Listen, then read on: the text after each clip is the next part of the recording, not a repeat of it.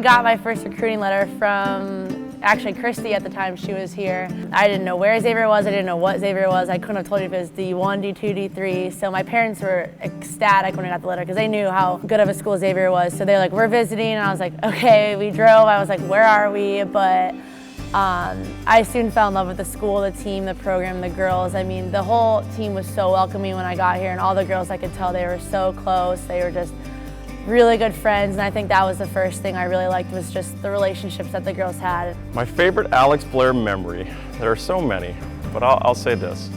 We nickname a lot of people in this program, and Alex really early on got nicknamed Tiggy, or Tigger.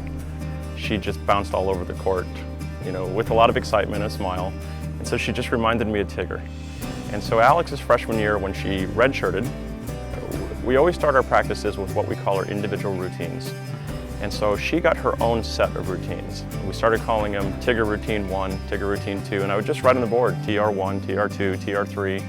In her freshman year, she had to have gotten up to about TR7, you know, just these little things she needed to work on. And so my favorite thing was probably over the summer, we're working a camp together, and we found a sign that said, I think it's supposed to stand for Trail Road, but TR 5286. And I still have the picture of her jumping on the pole holding the sign.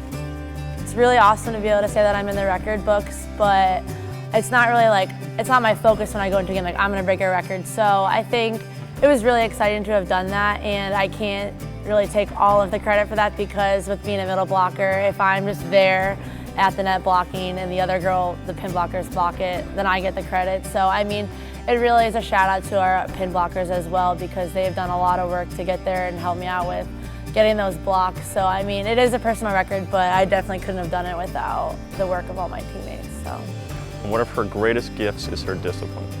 And so Alex at times is sort of the team mom. In fact, I think they call her mom sometimes, because she's the one constantly correcting them and telling them where they need to be.